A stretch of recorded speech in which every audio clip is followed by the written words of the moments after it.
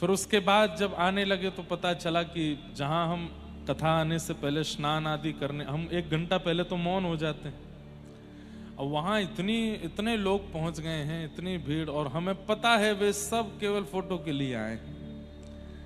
तो मैंने कहा अगर मैं वहां गया तो 5:30 बजे पहुंचूंगा मंच पर, और नहीं गया तो 4:45 के बीच में पहुंच जाऊंगा। तो फिर हम अचानक से किसी ऐसे ही घर पहुंच गए, एक भैया हैं उनके घर पहुंच गए अचानक से।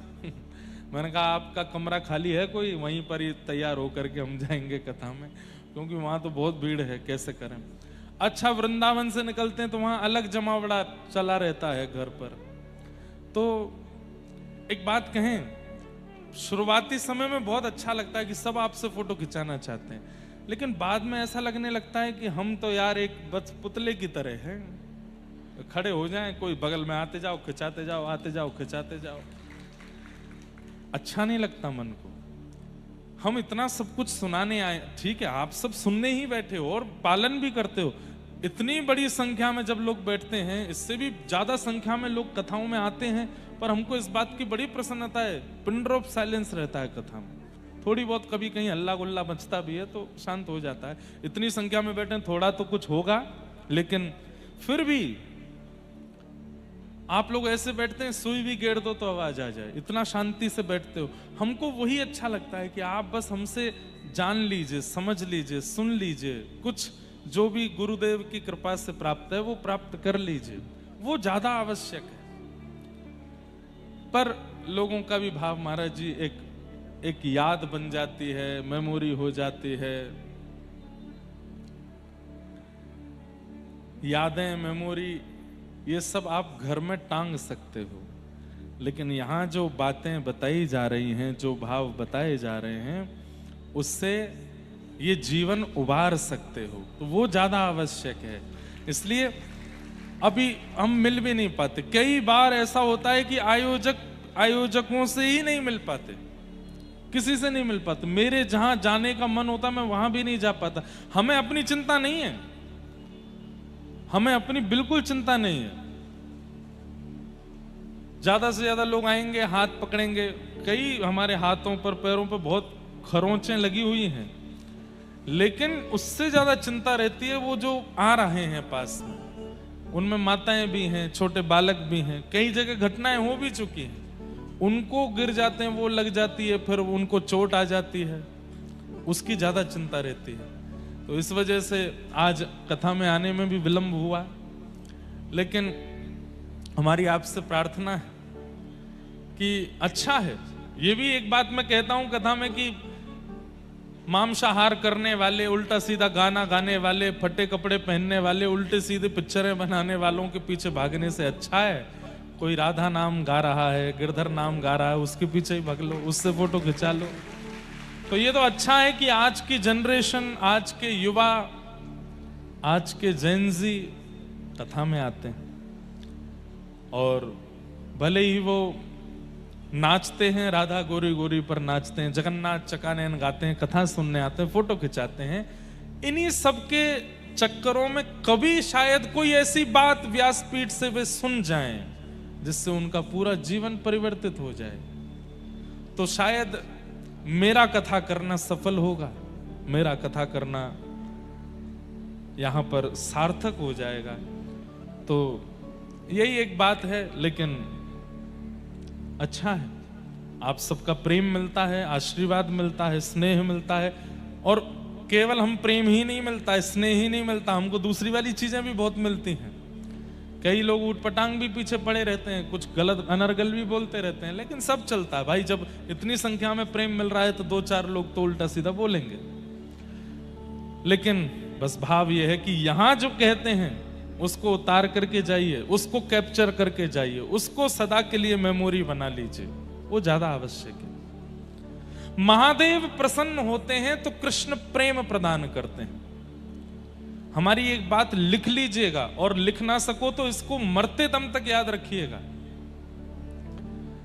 देवादिदेव महादेव से जिसने भी कृष्ण भक्ति के अलावा, राम भक्ति के अलावा, प्रेम लक्षणा भक्ति के अलावा कुछ और मांगा, उसकी उल्टी गिनती शुरू हो जाती। आपने यदि भक्ति के अलावा महादेव से कुछ भी मांग लिया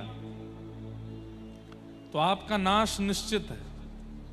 कई लोग मेरी बात का खंडन कर सकते हैं, लेकिन यह बात बिल्कुल अटूट सत्य है और इस पर स्टडी करके स्वयं देख लीजिएगा। मैं तो आज पूरे रास्ते यही सोचता आ रहा था, बल्केश्वर महादेव का स्मरण करके। भक्ति के अलावा महादेव से जिसने जो मांगा उसको वो वस्तु मिली तो सही, पर नाश करने वाली मिली। रावण ने सोने की लंका मांगी, मिल तो गई, लेकिन क्या हुआ? मिल तो गई पर जल गई, खाक हो गई। गिनती करते जाना, सब याद दिलाऊंगा आपको। महादेव से जिसने भी भक्ति के अलावा कुछ और मांगा उसकी उल्टी गिनती ही चली है। कई बार हम लोग सोचते हैं कि हमारी जीवन की परिस्थिति सही हो जाए।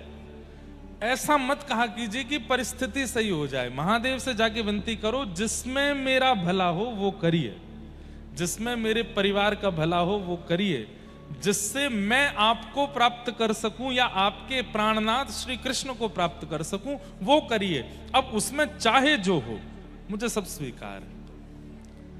जीवन की हर परिस्थिति को प्रसाद मान करके स्वीकार करना प्रारंभ कर दीजिए। महादेव का प्रसाद है, ठाकुर जी का प्रसाद है, ऐसा स्वीकार करो। आप जाकर के कहेंगे नहीं यही दीजिए, यही दीजिए, यही दीजिए, तो महादेव दे तो देंगे, लेकिन उसका नाश निश्चित है। सोने की लंका दे दी रावण को,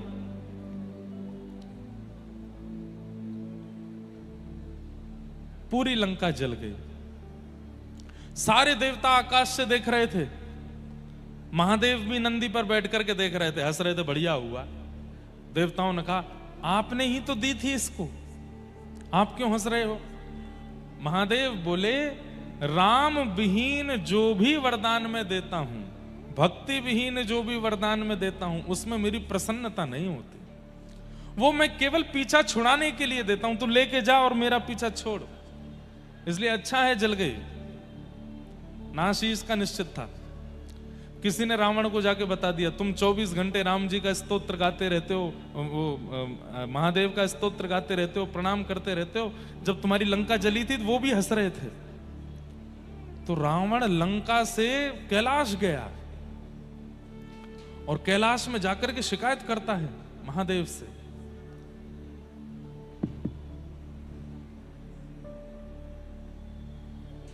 शिकायत करता है कि नाथ मेरी लंका जली, इंद्र हंस रहे थे, कुबेर हंस रहे थे, सब हंस रहे थे, आप भी हंस रहे थे। महादेव बोले हंस तो रहे थे। बोले आप क्यों हंस रहे थे?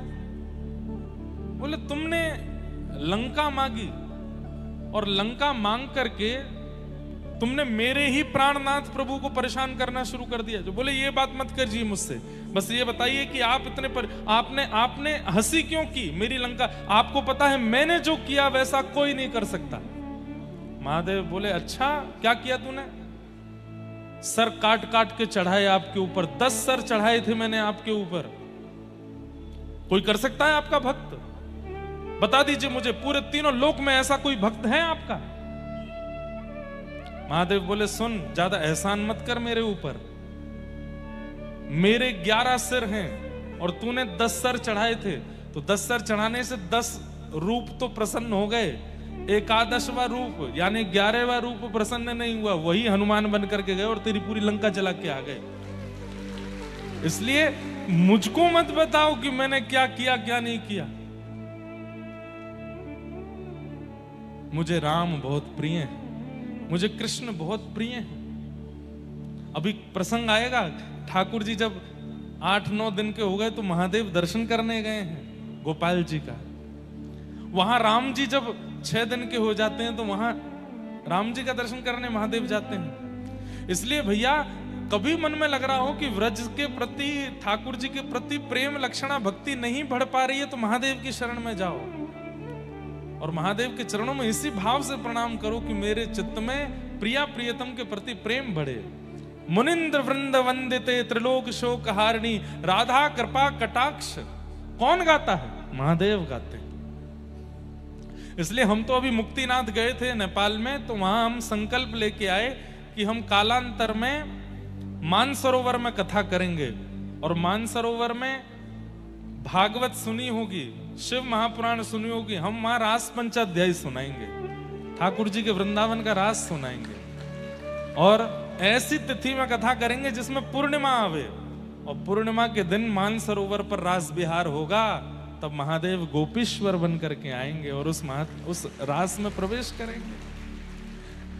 हमारी बातें कभी कई बार कई लोगों को भाती नहीं, लेकिन उसमें इलॉजिकल बात नहीं है, हम मन से भाव से सोच के ही बोलते हैं। मीराबाई जब बोलती थी ना, उनकी बातें भी किसी को अच्छी नहीं लगती थी। नरसिंह मेहता जब बोलते थे तब बाद में ही सब स्वीकार करते हैं। इसलिए कई लोग हमारी बात भी कहते ये कोई बात है। हमने एक बार ऐसा कहा कि महादेव के ऊपर ओम नमः शिवाय कह के जल चढ़ाते हो, उनको ज्यादा आनंद नहीं आता होगा, राम राम राम राम राम कहते। हमने जो हमारे महादेव हैं उनके लिए जो जल झारी बनवाई है, जो श्रृंगी बनवाई है, उसमें भी पूरे राम नाम अंकित करवाए हैं कि जो भी जल जावे दुग्ध जावे वो राम नाम स्पर्श करके जावे, महादेव को प्रिय लगेगा। हम कहते हैं हनुमान जी के सामने जाके राम रक्षा स्तोत्र करो, राम जी के सामने जाके हनुमान चालीसा करो। अपने प्रिय की बात सुनने में ज्यादा अच्छा लगता है। अपनी प्रशंसा सुनने में जो प्रसन्न हो वो तो संसारी जीव है, अपने प्रिय की बात सुनने में अच्छा लगता है। तो महादेव से जिसने प्रेम लक्षणा भक्ति के अलावा कुछ भी मांगा उसका नाश हुआ। रावण ने लंका मांगी, कंस ने अमर होने का वरदान मांगा तो भगवान शिव ने धनुष दे दिया, और धनुष देते हुए क्या कहा? नारायण के सिवा कोई तोड़ेगा नहीं, और जो तोड़ेगा वो तुझे छोड़ेगा नहीं। कंस बोले ये कोई बात होती है, मैं तो अमर। अरे तो तुम रहे ना अमर, इसको छुपा के रखियो, ऐसी जगह रखियो कि नारायण के हाथ ना पड़े। जब तक नारायण के हाथ नहीं पड़ेगा तब तक तू नहीं मरेगा, और नारायण के अलावा कोई इसको तोड़ नहीं पाएगा। वही नारायण कृष्ण बन करके आए, और प्रसंग आता है मल्लानाम मशनिर्णिनाम नरवर स्त्रीणाम स्मरो मूर्तिमान गोपानाम स्वजनो सताम चितभुजाम शास्त्रा सुपित्रो शिशु मृत्युर्भोज पतिर विराट विदुषाम तत्वम परम योगिनाम वृष्णीनाम पर देवतेत विदितो रंगम कथा साग्रज। जब रणभूमि में प्रवेश करते हैं उससे पूर्व उस धनुष को उठाते हैं, और तुरंत बलराम जी महाराज कहते हैं जय जय, बहुत दिन है गए आपके हाथ में बंसी देखी है, आज ने एक धनुष उठाए के दिखाओ। और जैसे ही ठाकुर जी ने धनुष धारण किया तो एक क्षण के लिए लगा मानो जैसे त्रेता युग प्रकट हो गया हो और कृष्ण ही राम बन गए हों। बलराम जी महाराज घुटने पर बैठ गए मानो लक्ष्मण बैठे हों, हाथ जोड़ करके। एक प्रत्यंचा चढ़ाई, दूसरी प्रत्यंचा चढ़ाई, आकाश में देवी देवता कहने लगे ये दृश्य हमने पहले देखा है। त्रेता में जनक की सभा में ऐसे ही धनुष उठाया था, ऐसे बिल्कुल वही चाल, बिल्कुल वही अदा, वैसे ही केश हैं, वैसे ही नेत्र हैं। राम कृष्ण के रूप में कोई अंतर नहीं है, एक जैसे हैं दोनों। उसी अदा के साथ में जैसे ही तीसरी प्रत्यंचा चढ़ाई, धनुष तोड़ दिया बीच में से, और कंस घबराया, महादेव बचाइए। बोले मैंने तो कहा था इस धनुष को नारायण के अलावा कोई तोड़ेगा नहीं। बोले ये तो बालक है जिसने तोड़ा। बोले बालक नहीं है मूर्ख, तोड़ दिया है तो समझ जा कौन है, साक्षात नारायण है। और भगवान गए, जाकर के केश पकड़ करके पटक दिया कंस को, मृत्यु हो गई उसकी। दो नाम, तीसरा नाम भस्मासुर। तपस्या की, तपस्या करके महादेव को प्रसन्न कर लिया। महादेव बोले वरदान मांगो, वरम ब्रूयात। क्या कहता है? जिसके सिर पे हाथ धर दूं वो जल के भस्म हो जाए। महादेव बोले आजकल ऐसे वरदान देने हमने बंद कर दिए। बोले नाथ मुझको यही वरदान चाहिए। महादेव बोले ठीक है तथास्तु, जिसके सिर पे हाथ धरोगे जल के भस्म हो जाएगा। हो गया वरदान? बोले हाँ आ गया। किसी के सिर पे हाथ धरोगे जल के भस्म हो जाएगा, चेक कर लो।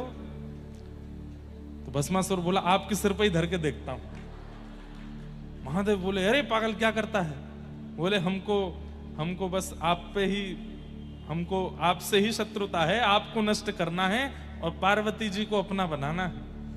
महादेव दौड़े आगे आगे, पीछे भस्मासुर दौड़ा हाथ लेकर के। तब नारायण पधारे, हरि पधारे, आकर के भगवान शिव को एक गुफा में ले गए। बोले क्या हो गया? बोले देखो मैंने वरदान दिया, मेरे पीछे ही भागता है। बोले आप इतने भोले क्यों, सबको वरदान दे देते हो? लेकिन अच्छा है आप मुंह मांगा वरदान दे देते हो, उस व्यक्ति का नाश भी उसी वरदान से ही हो जाता है, अगर वो भक्ति के विहीन कुछ मांग ले तो। रुको मैं देख के आता हूं। भगवान एक सामान्य से व्यक्ति का रूप धारण करके गए और भस्मासुर को बीच रास्ते में रोक करके बोले क्या बात है? बोले हट जाओ मेरे रास्ते से, महादेव गए हैं, उनके सिर पे हाथ धरना है। अच्छा सिर पे हाथ धर के भस्म करोगे? बोले हाँ। कुछ साल पहले मैंने भी तपस्या करके यही वरदान मांगा था, जिसके सिर पे हाथ धर दूं भस्म हो जाए। बोले फिर? उसके सिर पे हाथ रखा। बोले हुए तुम भस्म? बोले नहीं हुए। अरे ये ऐसे ही झूठ बोलते हैं, कह देते हैं तथास्तु, लेकिन होता कुछ नहीं है। बोले तो फिर डर के भाग क्यों रहे? बोले इसलिए ताकि तुझको विश्वास हो जाए कि हाँ तू भस्मासुर हो गया है। अब मैं क्या करूं? बोले एक बार अपने ऊपर ही रख के देख ले, कोई है नहीं बलवाली, ऐसे ही बोल देते हैं तथास्तु।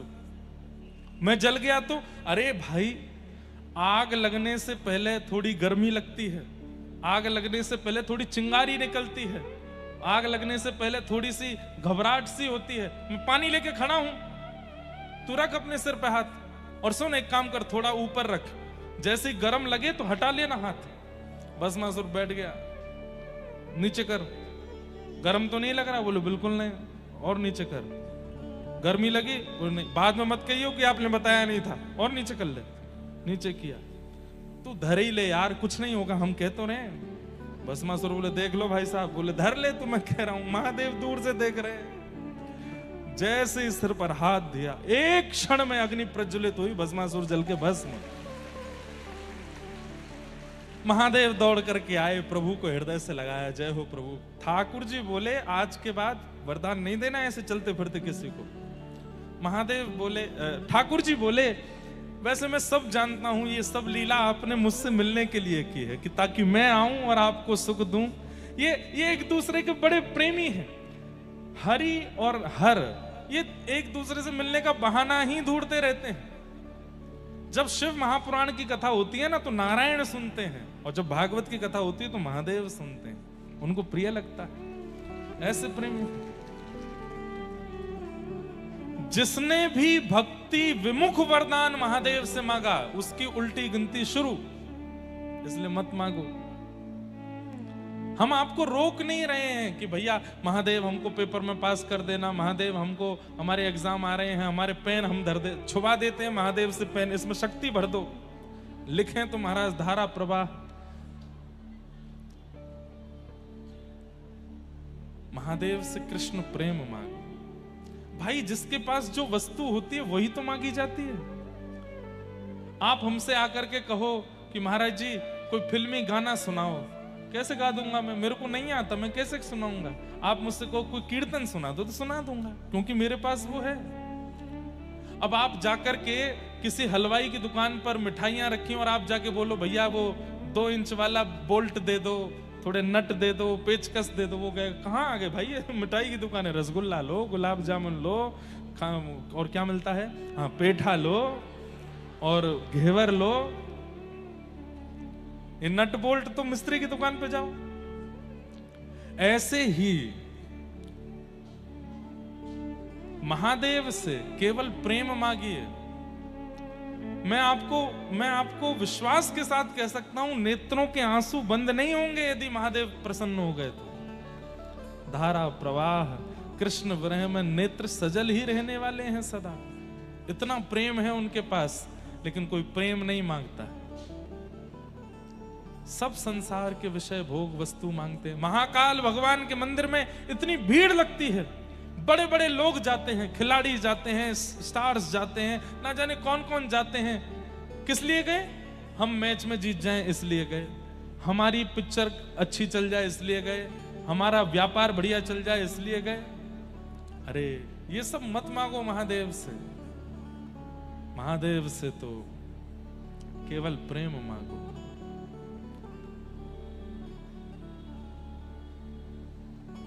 नरसिंह मेहता, पता नहीं क्यों इस कथा में बार बार हमारे जो बल्केश्वर महादेव के सेवाधिकारी हैं, आप भी गुजरात से हैं ना, और नागर ब्राह्मण हैं, नागर ब्राह्मण ही हैं नरसिंह मेहता।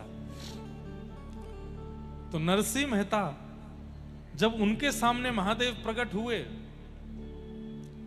तो महादेव प्रकट होकर के सबसे पहला महादेव का स्वरूप है, पहले ही बोलते हैं वरम ब्रूयात, वरदान मांगो, ताकि अगर तुम संसारी वस्तु मांगो तो वो तथास्तु कह के तुरंत चले जाएं। वो पीछा छुड़ाना चाहते हैं, उन पर समय नहीं है बहुत देर रुकने का। नरसिंह मेहता के सामने जैसे प्रकट हो गए महादेव, तो महादेव कहते हैं वरदान मांगो। नरसिंह मेहता क्या कहते हैं? मुझे कुछ नहीं पता कि मुझे क्या चाहिए, और मैं जानता हूं, मैं कथा सुन चुका हूं, जिसने भी आपसे वरदान मांगा उसका नाश ही हुआ है। रावण का नाश हुआ, कुंभकर्ण का नाश हुआ, कंस का नाश हुआ, मुझे अपना नाश नहीं कराना। इसलिए मेरे को तो ये वरदान दे दीजिए, आपके हृदय को जो बहुत प्रिय लगता हो वो मुझको दे दीजिए।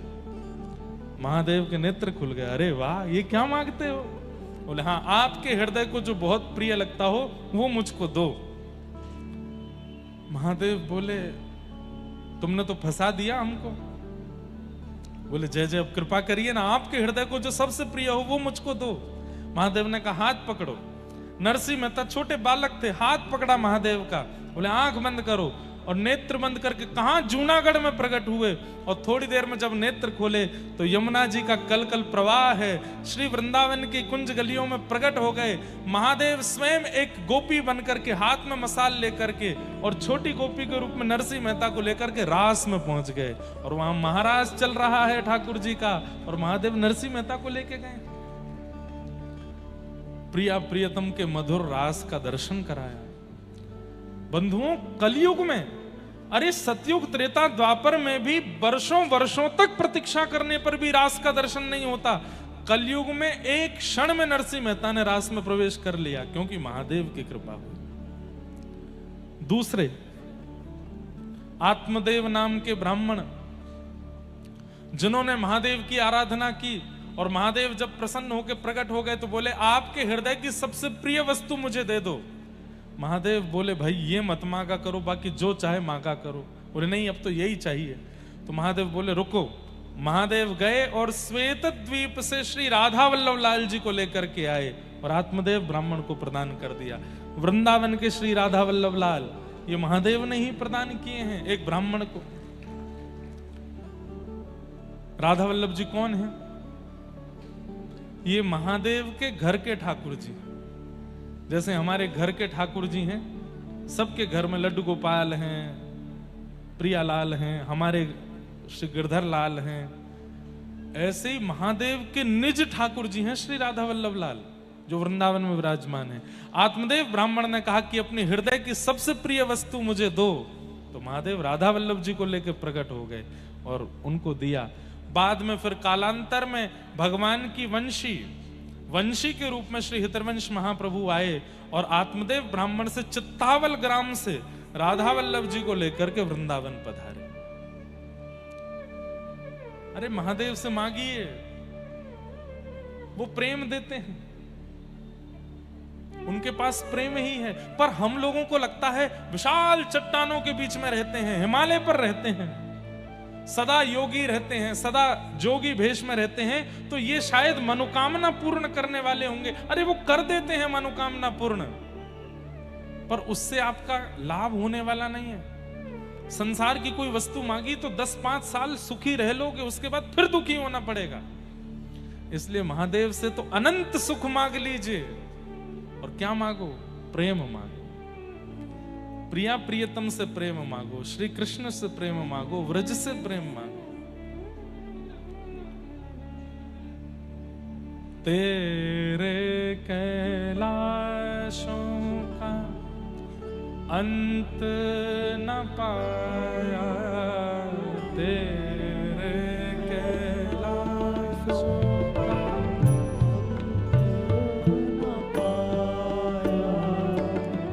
अंत बेअंत तेरी माया। ओ भोले बाबा अंत बेअंत तेरी माया। आओ शिव कैलाशों के बस भोली धारों के राजा, शंकर संकट हरणा। ओ भोले बाबा शंकर संकट। आप सब आगरावासी, चारों दिशाओं में महादेव बैठे, नित्य जाया कीजिए उनके पास। बल्केश्वर महादेव प्रणाम किया कीजिए और कहा कीजिए कि वृंदावन से प्रीति बढ़े हमारी, व्रज से प्रेम बढ़े हमारा, ऐसी कृपा करो। ओ शिव कैलाशों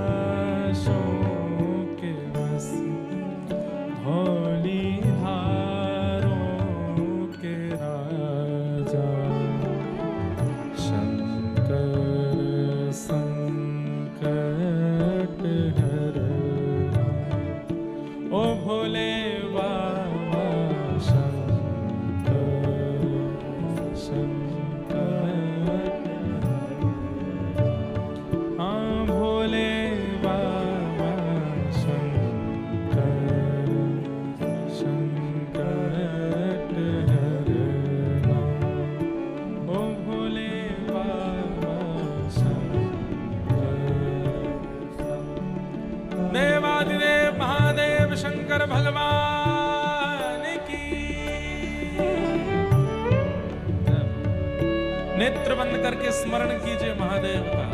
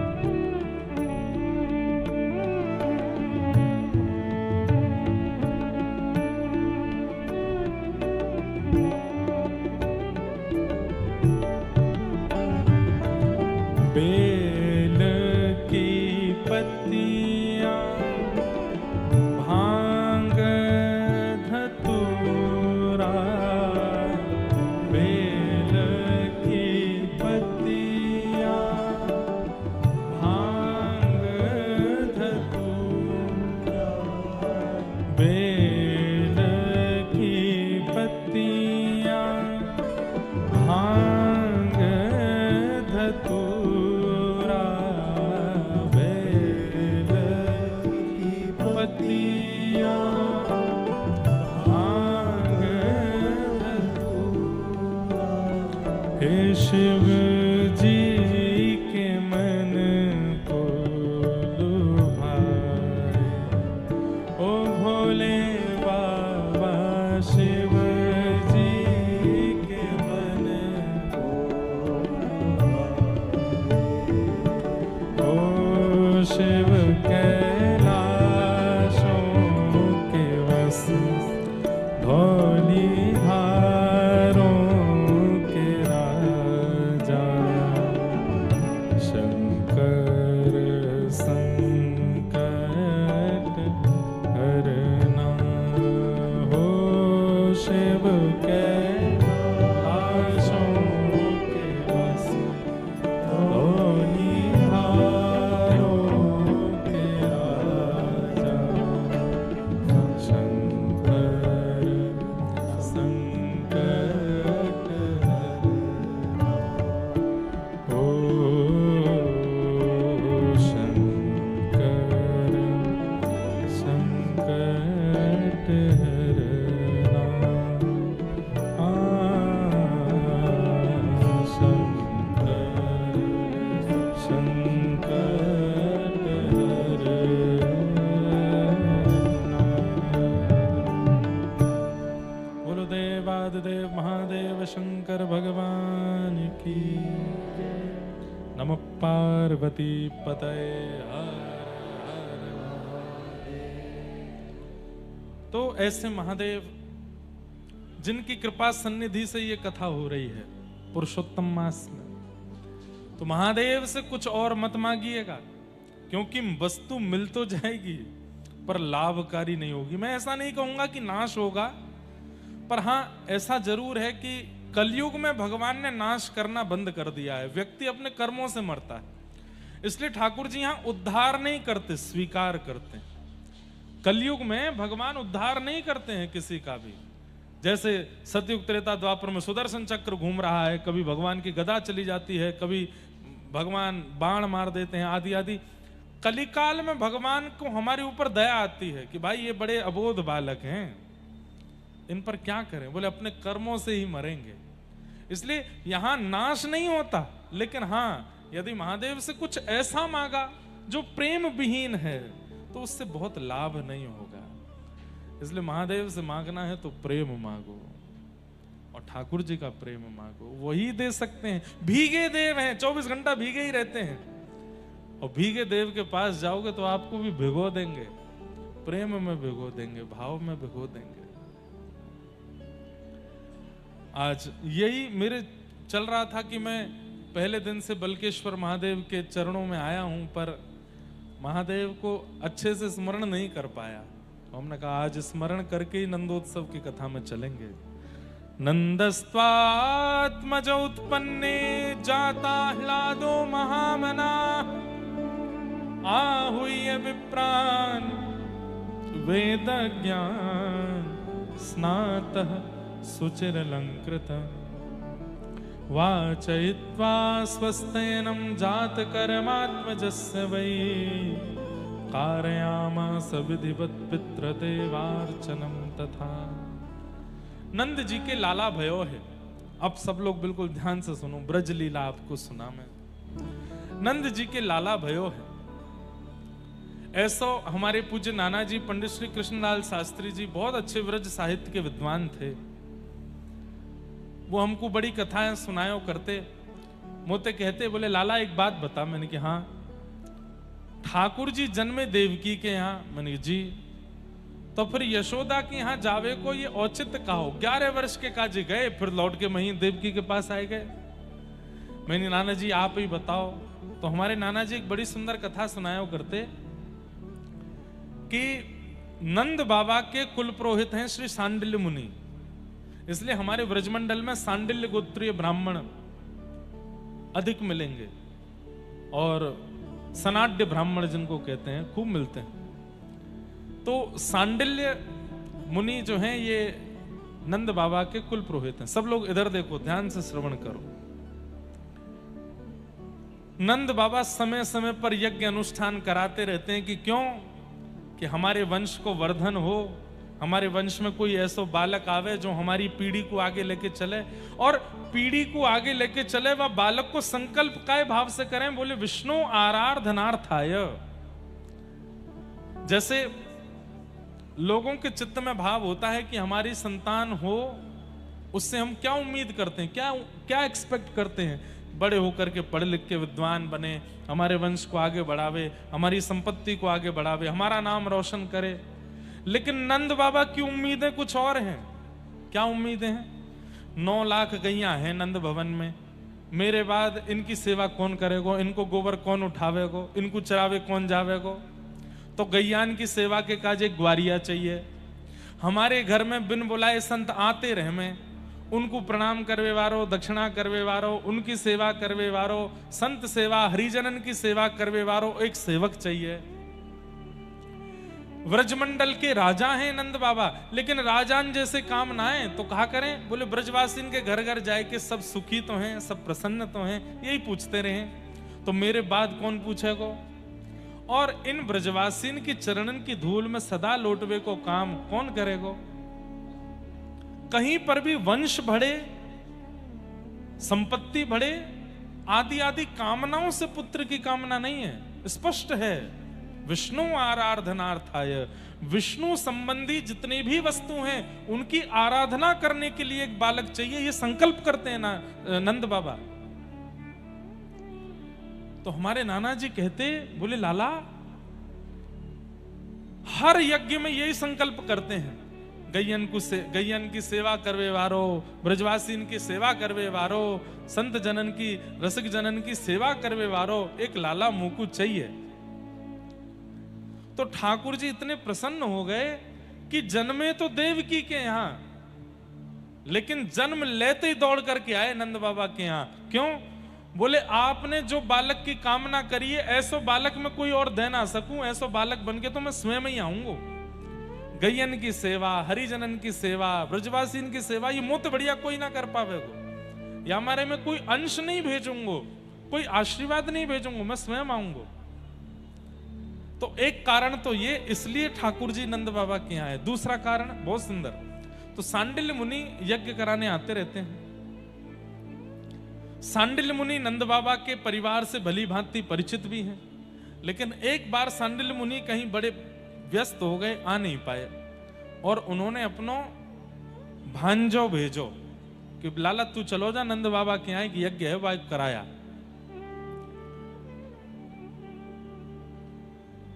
नंद बाबा यशोदा मैया सहित प्रणाम करें, और जैसे ही प्रणाम करें तो यशोदा मैया घूंघट में हैं। अब ये ऐसी भी बात है कि नंद बाबा उम्मीद छोड़ चुके हैं कि अब हमारे लाला होएगा, क्योंकि यशोदा मैया 80 वर्ष की है गई, नंद बाबा भी 80-85 के आसपास के हैं।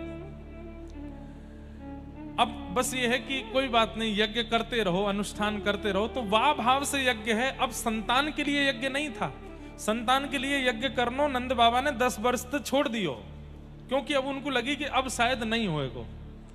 तो जब सांडिल्य मुनि के भांजे आए और नंद बाबा और यशोदा मैया ने जब प्रणाम किया, तो यशोदा मैया घूंघट में है, तो नंद बाबा प्रणाम करके गए। अब नए नए ब्याह करें ना तो एक संग प्रणाम करें, लेकिन जब समय निकल तो चलो जाए ना, तो पति पहले कर जाए, फिर पीछे थोड़ी देर बाद पत्नी आवे वो करे, ऐसा होवे बाद में। नए नए तो संग ही करेंगे सब जगह। तो नंद बाबा प्रणाम करके बैठ गए, बतिया रहे, कुछ बात कर रहे। इतने में यशोदा मैया आई। तो यशोदा मैया 16 श्रृंगार करके हमेशा रहे में और घूंघट में रहे में। जैसे ही आए करके प्रणाम करी तो सांडिल्य मुनि के भांजे को लगी इनके घर की कोई नई बहू है, और प्रणाम करते ही माने आशीर्वाद दियो, पुत्रवती भव, चिरसौ भाग्यवती भव। यशोदा मैया उनसे तो कुछ नहीं बोली, नंद बाबा तो घूंघट उठाए के बोली, इनते कह दो ऐसो आशीर्वाद ना दियो करें जो है ना सके। तो नंद बाबा सांडिल्य मुनि के भांजे बोले, कहा कह रही हैं? अरे बाबा जी मेरी घरवारी है। अच्छा आपकी घरवारी है? मुंह को तो लगी कोई नई बहू होगी, मैंने तो ऐसे ही जान के आशीर्वाद दियो। अब हमने प्रतीक्षा तो बहुत करी, यज्ञ भी बहुत किए, लेकिन अब ठाकुर जी की इच्छा ना है तो कोई संतान भई ना है, तो अब हमने वह उम्मीद से यज्ञ करने बंद कर दिए। अब तो बस विष्णु प्रसन्नता के लिए हम करें। लेकिन सांडिल्य मुनि को भांजो नैष्ठिक ब्राह्मण बोलो, नंद बाबा एक बात सुनो। बोले कहा, मोहते निकरी है पुत्रवती भव, तो पुत्रवती भव होंगी ये। चाहे आपकी कुंडली में संतान नहीं हो, चाहे आपके घर में संतान नहीं हो, पर इनके यहां संतान होएगी होएगी होएगी। बोले ऐसा कैसे, ऐसा क्या? बोले ब्रह्म वाक्यम जनार्दनम, ब्राह्मण को बोलने की देरी होती है, उसको पूरे करने की जिम्मेवारी तो ठाकुर जी की होती है। अब मुंह से निकली है तो पूरी ठाकुर जी करेंगे। मेरे तो मुंहते निकर गई कि अब इनके लाला होएगो, अब पूरी करवे की जिम्मेवारी ठाकुर। इसीलिए ब्राह्मणों से कहते हैं का आशीर्वाद दे दो, ने कछु अच्छो बोल जाओ परिवार के लिए। क्यों? ब्राह्मण बोल देते हैं तो ठाकुर जी उसको पूर्ण करने में लग जाते हैं। लेकिन ब्राह्मण कैसे हों? त्रिकाल संध्या करने वाले हों, भागवत जी आदि पुराणों का नित्य पाठ करने वाले हों, ब्राह्मणोचित कर्म करने वाले हों, तो ही ब्राह्मण का आशीर्वाद फलेगा, नहीं तो नहीं फलेगा। इसलिए ब्राह्मणों को भी चाहिए कि अपने ब्राह्मणोचित कर्म किया करें। त्रिकाल नहीं तो दो काल, दो काल नहीं तो एक काल गायत्री संध्या करनी है। तिलक स्वरूप के बिना माथा सूना नहीं रखना है, शिखा सूत्र धारण करने हैं, नित्य गायत्री उपासना तो करनी ही करनी। अगर ब्राह्मण ये नहीं करता तो उसकी वाणी फलती नहीं है। लेकिन ब्राह्मण यदि ये करने लग जाए, कुछ ना करे, केवल गायत्री उपासना ब्राह्मण प्रारंभ कर दे, अगर वो कह देगा कि तुम्हारे घर में ये हो जाए तो वो होके रहेगा। ये उसकी वाणी में सामर्थ्य आ जाती है। लेकिन उसके लिए ब्राह्मण को परिश्रम करना पड़ेगा, गायत्री उपासना करनी पड़ेगी। तो सांडिल्य मुनि के भांजे आशीर्वाद देकर के गए, बोले कि मैया अब तो पुत्र होएगो। तो हमारे नाना जी कहते ब्राह्मणों की बात को सत्य करने के लिए और नंद बाबा जो संकल्प करें गौ सेवा, रसिकन की सेवा, संतन की सेवा, या भाव को पूर्ण करने के लिए ठाकुर जी नंद बाबा के यहाँ आए हैं। इससे हमें क्या सीखने को मिलता है? जो नव विवाहित यहाँ बैठे हैं, जो कालांतर में जिनके घर में लाला लाली होंगे, सदा यही संकल्प करो, सुंदर हो, धनवान हो, पढ़ा लिखा हो, अच्छे भाग्य वाला हो, ऐसा मत मांगो। ऐसा मांगो गौ सेवा करवे वारो हो, संतन की सेवा करवे वारो हो, रसिकन की सेवा करवे वारो हो, महापुरुषन की सेवा करवे हो। वहां के जन्म के बाद हमारे घर में विश्व भर के संतन को आगमन प्रारंभ हो जाए, हमारे घर में गैया आ जाए, हमारे घर में नित्य ठाकुर जी की प्रिय वस्तु आवे लग जाए, ऐसो भगवत भक्त हमारे घर में जन्म ले, ये मांगो। पढ़े लिखे तो बहुत हो रहे हैं आज संसार में, पर संस्कारी बालक नहीं हो रहे हैं, बुरा मत मानिएगा।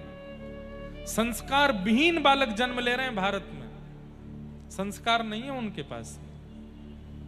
अब तो कथाओं में आने लग गए हैं, थोड़ा बहुत सीख रहे हैं, नहीं तो बिल्कुल बड़े शहरों में आप चले जाओ, वहां के बालकों से आप मिलोगे तो यूं कहोगे भाई तू काय को आगो भारत में, बिलायत में ही चलो जा, अंग्रेजी तो नीचे बोलेंगे नहीं, उल्टे सीधे खान पान, उल्टी सीधी बातें करेंगे, उल्टे सीधे गाने सुने। संस्कार पढ़े लिखे बहुत हैं, 90% से ऊपर ही आ रहे हैं उनके, पर संस्कार में शून्य। फिर क्या होता है? माता पिता खुश तो बहुत हो जाते हैं कि हमारा बालक पढ़ लिख के विद्वान हो गया, लेकिन बाद में जब माता पिता से ही दुर्व्यवहार करता है तो दुखी रहते हैं। पढ़ लिख तो गया, लेकिन वो जो प्रेम हमको चाहिए था, वो जो संस्कार हमको चाहिए था, वो नहीं मिले। इसलिए ठाकुर जी से मांगो, नाथ संस्कारवान बालक हो। संस्कारवान बालक होगा, अगर ज्यादा पढ़ा लिखा नहीं भी होगा तो भी कहीं ना कहीं कुछ ना कुछ करके व्यवस्थित हो जाएगा। लेकिन पढ़ा लिखा हुआ और संस्कारवान नहीं हुआ, सेटल तो हो जाएगा लेकिन आपको अनसेटल कर देगा, आपको विचलित कर देगा। इसलिए ठाकुर जी से कामना करो संस्कारवान बालक हो, भक्तिवान बालक हो।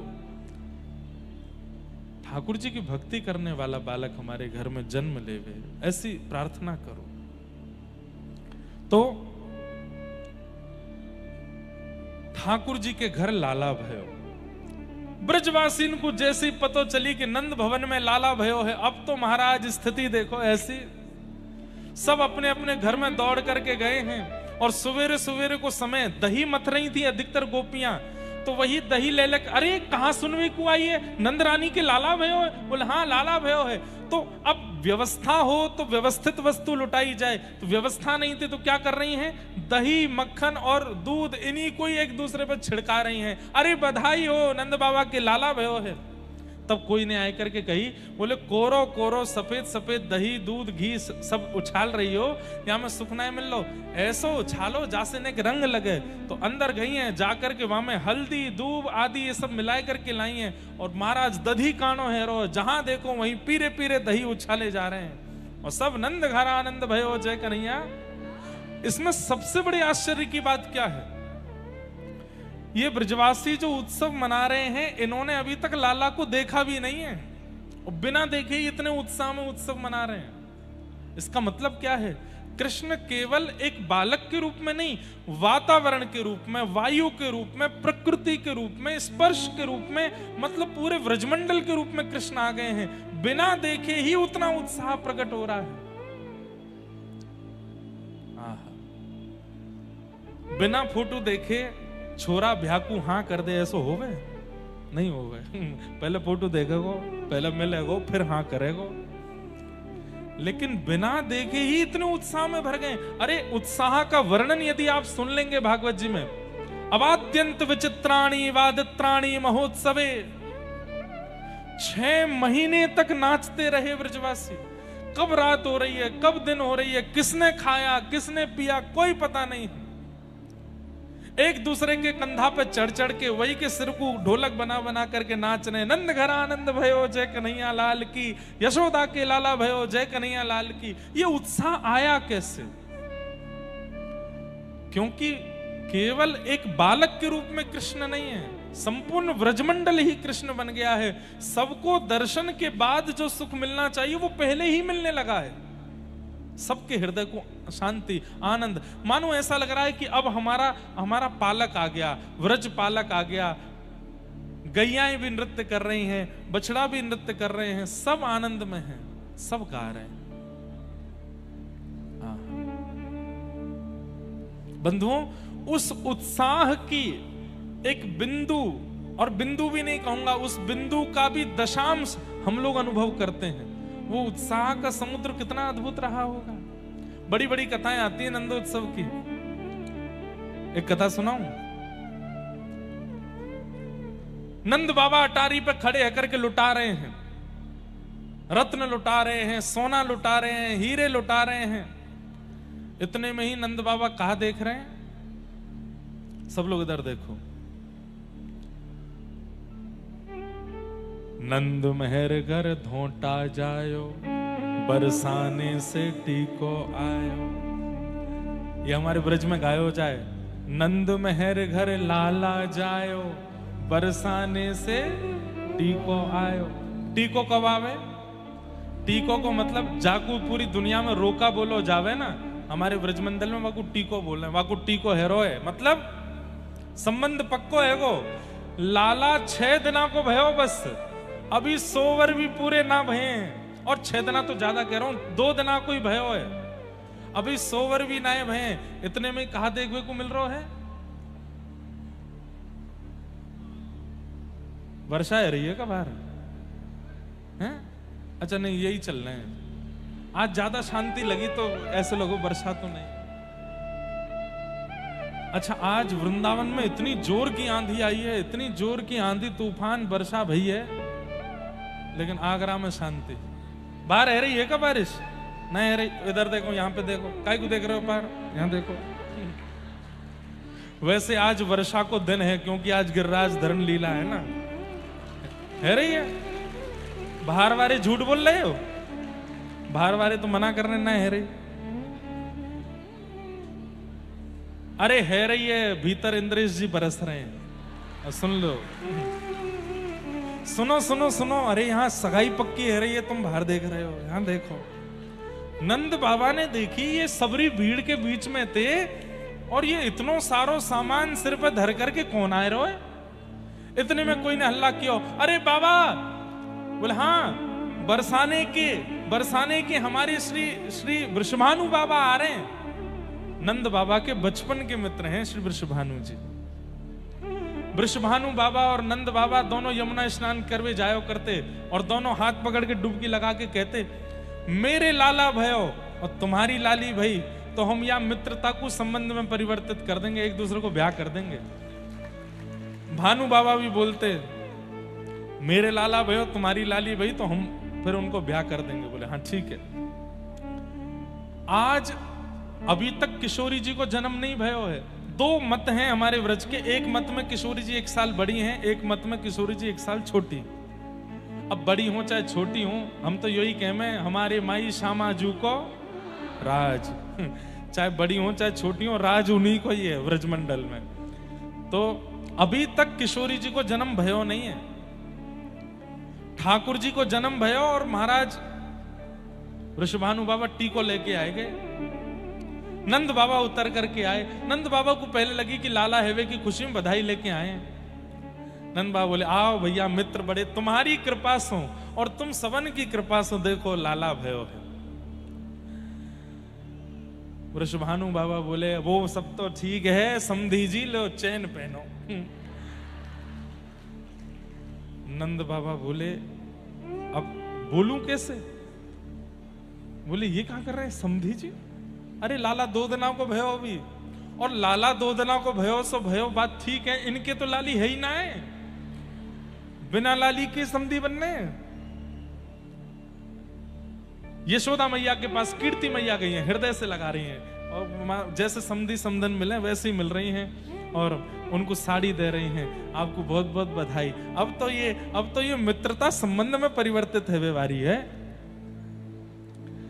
नंद बाबा बेचारे कछु नहीं कह रहे हैं। भीतर लेके गए और टोपी कुर्ता, बढ़िया सुंदर टोपी कुर्ता और जूती। ठाकुर जी 2 दिना के छोटी छोटी जूती आई हैं उनकी, और पामन में पहना करके, हाथन में कड़ूला, पामन में सुंदर पहना के, और गले में हार पहना के टीको कर दियो। ब्राह्मण देवता पूरा वो कर रहे हैं, मंत्रोच्चारण कर रहे हैं, और नंद बाबा यशोदा मैया खड़े खड़े संकोच में देख रहे हैं, ये है कारो है। और जैसे ही नारियल धरो हाथ में, 2 दिना के लाला के हाथ में नारियल धर के, और महाराज सबरे बरसाने वाले तो बधाई देने लगे, बधाई हो, सबन को बधाई हो, संबंध पक्को है गो, टीको है गो लाला को। 2 दिना के गोपाल जी को टीको है गो।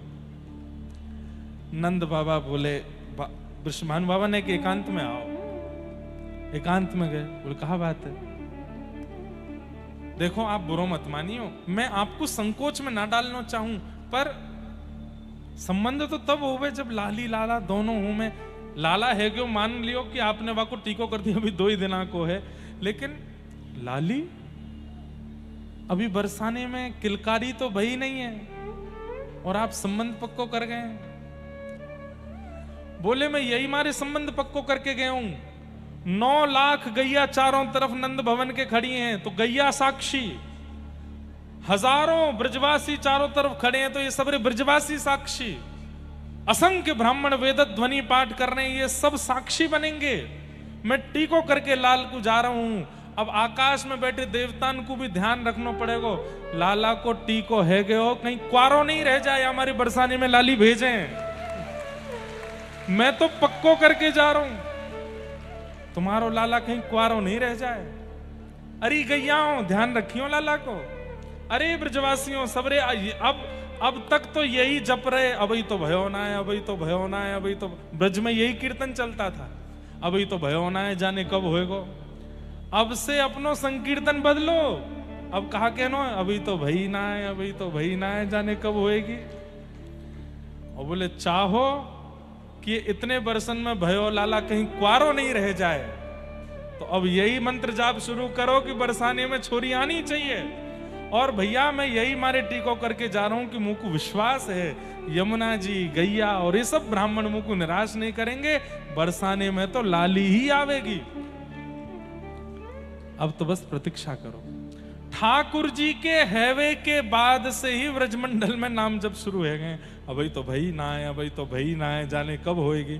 जब ठाकुर जी 1 साल के भय, प्रथम जन्माष्टमी हुई है व्रजमंडल में, ऐसा उत्सव मनाया कि बादलों के रंग बदल गए, कोई गुलाबी कोई बैगनी, इतना उत्सव ब्रजमंडल में मनाया। लाला 1 वर्ष के भय हैं, और वह 1 वर्ष के उत्सव में वृषभानु बाबा और कीर्ति मैया फिर से आई हैं। अब की बार कीर्ति मैया गर्व से, और बस यही प्रार्थना करके गई हैं कि 1 महीना और है, आप कृपा करिए सब मंगल में हो। और ठीक 1 महीना बाद अष्टमी के ही दिन नंद बाबा बैठे हैं और इतने में ही खबर आई है, बोले बाबा बधाई हो। काय बात की बधाई?